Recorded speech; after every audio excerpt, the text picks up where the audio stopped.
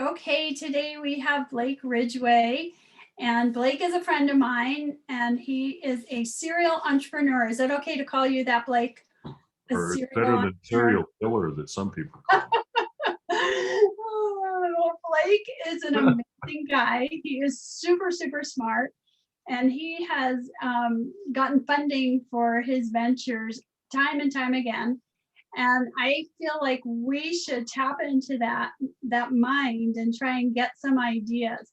Now, Blake, you can tell us a little bit more about your ventures if you want to, and then I'll ask you a couple of questions if you don't mind. Okay, sure. I've done, will they have access, Linda, to my slide deck or no? Not Yes, yet? I'm going to include it. Yes. Okay, okay.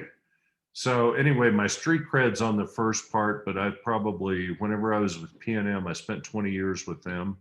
And I created, I got in charge of the new ventures group. And I created 3 businesses with with that. And we were doing great. Only one of them is sellable at the end of the time because we had regulatory fiat that in essence started an experiment and then quit it. And so I had to shut down a couple of businesses, but which was traumatic in itself from the standpoint of what it does to the employees and all the people and to me, whenever you have to lose a team member. After that, I went and did Mesofuel, which was a hydrogen alternative energy deal, sold that company for the owners to a UK firm, and the UK firm asked me to continue to stay with them. I did that for a few years, and then I wanted to go out and do my own thing. And so I created Life Bioscience, which was a biotechnology firm, 3D Glass Solutions, and then later assisted with some other small ventures where they asked me to be the CEO. So I've done all in all about 8 different ventures.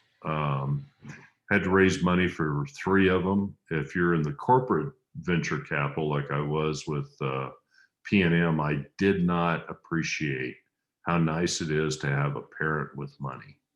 And whenever you get on your own and sweat every payroll process that starts every 2 weeks, it really sharpens your focus. And so, but I've been successful. The problem with New Mexico is that we don't have a lot of venture capital in our community, and the folks that you would think that would step up, there is wealth in this community, but it's very, very difficult to tap, and they're very, very risk averse. And so it's very, very difficult. And so I would say to a new entrepreneur, get some experience,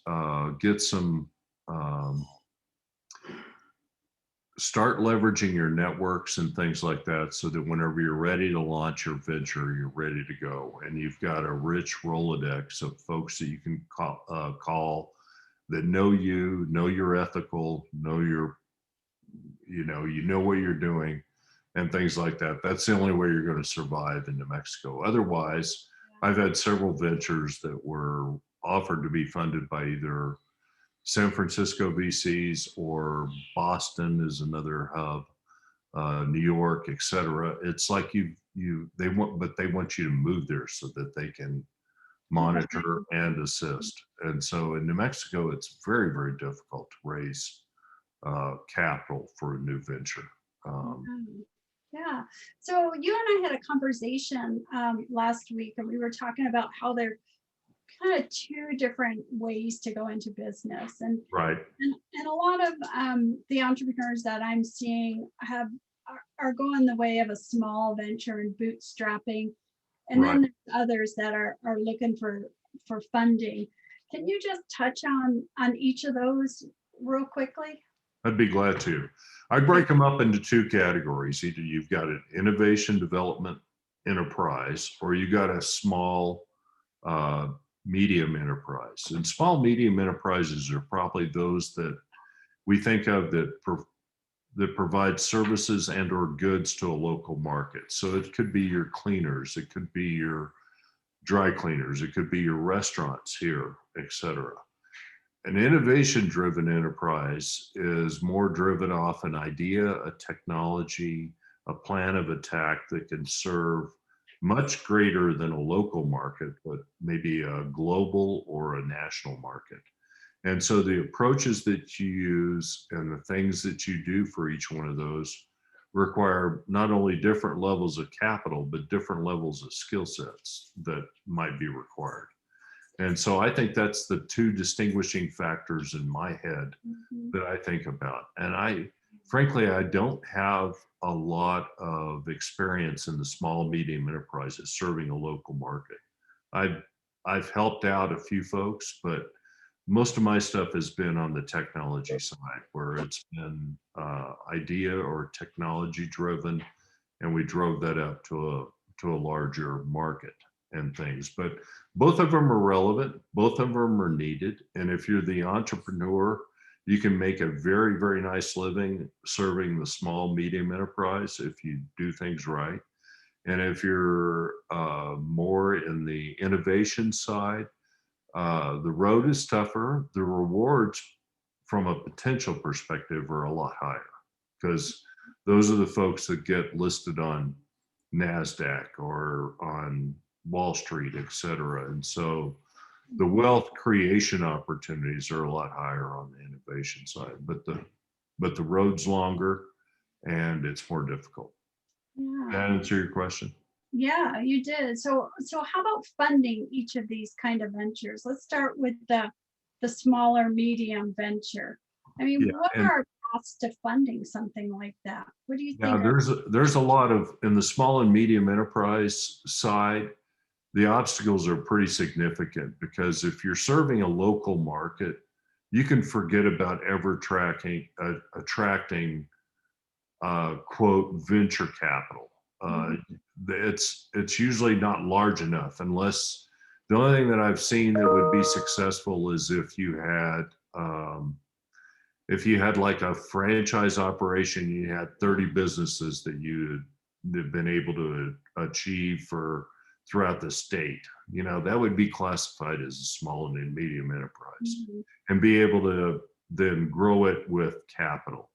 But if you're talking about a mom and pop type of business or a small single store business, it's very, very difficult. And so what you have to rely on is accumulating that capital from yourself, or relying on friends and family.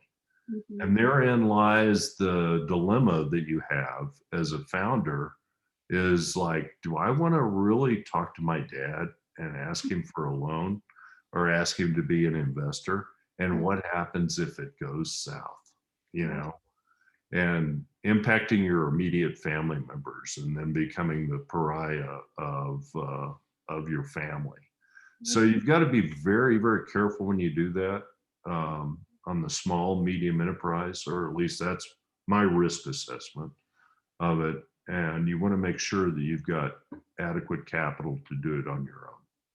Right. So other options, like I have people always saying, well, I'll just get a bank loan, but that's not really possible for a startup unless you have some history that you can prove, right?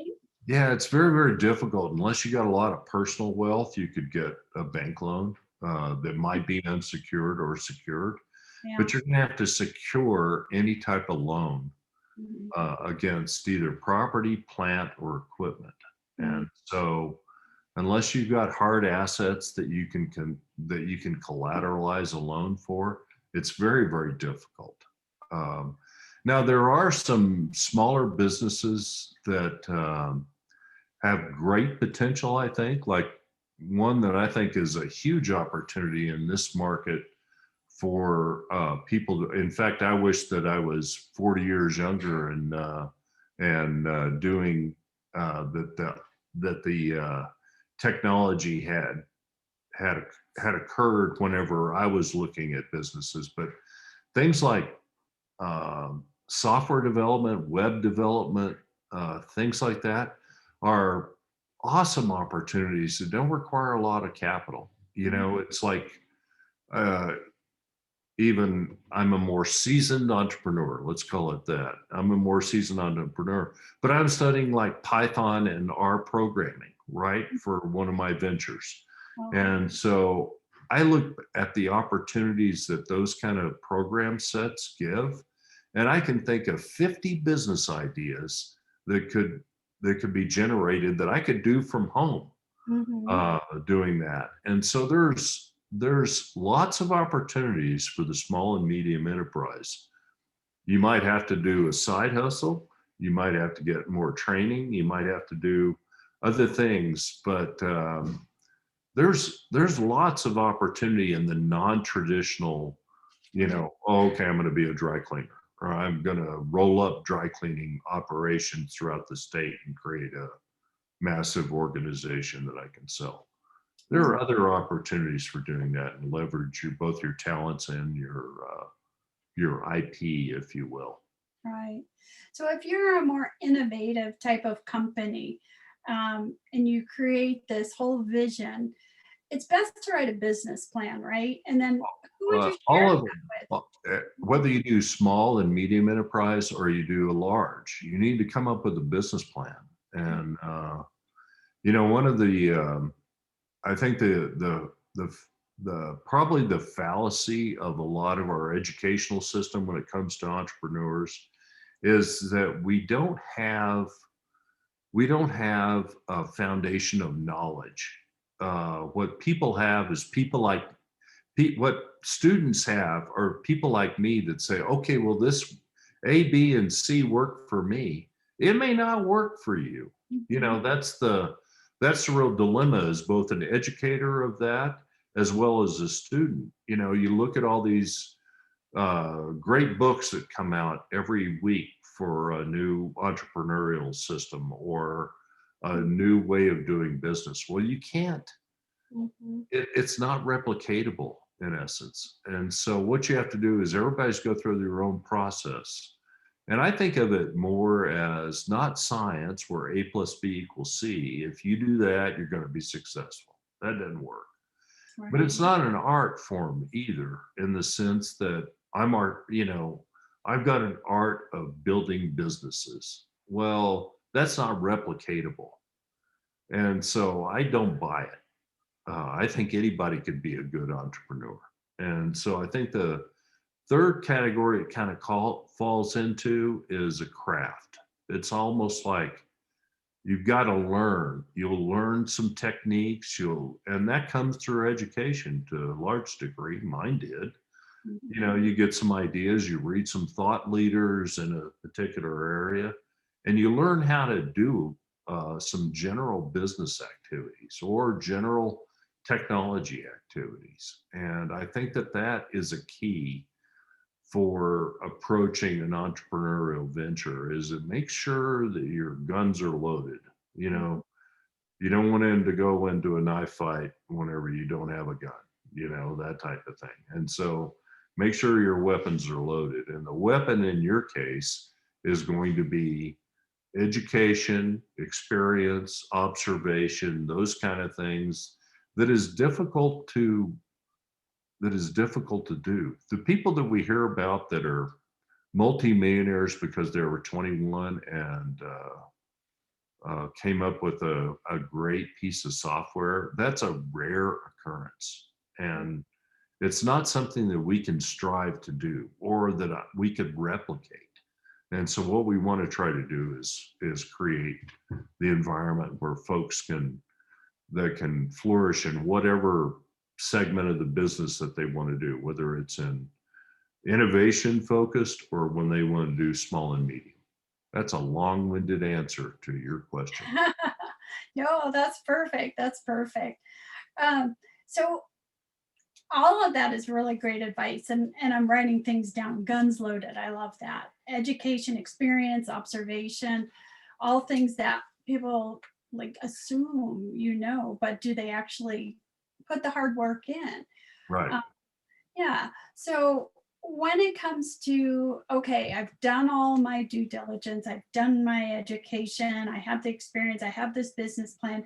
Now, how do I get this funded? I mean, are there things that entrepreneurs need to set up, or is there like a one, you need to do 1, 2, 3, or, I mean, how do they do it? How do they get it funded? Well, a lot of times I can give you a couple of examples. One is, of course, you still look at your friends, family, and network. I mean, that's your primary go-to market source, right? This almost a prerequisite of that is you better have a darn good team that's assembled around you. Okay, so without a team, you're the only one that's marketing the company. If you've got a team of good people that are experienced in different modes, what do they call it? The hustler, the hipster, and the hacker. The three H's. Sorry, I lost the other H for a second. But the hacker is the guy that's creating what you can do, right? They're actually the creation of the product, whether it be a cup of coffee that's better than any other competitor, or the greatest soft drink that ever did. Anyway, that's the hacker.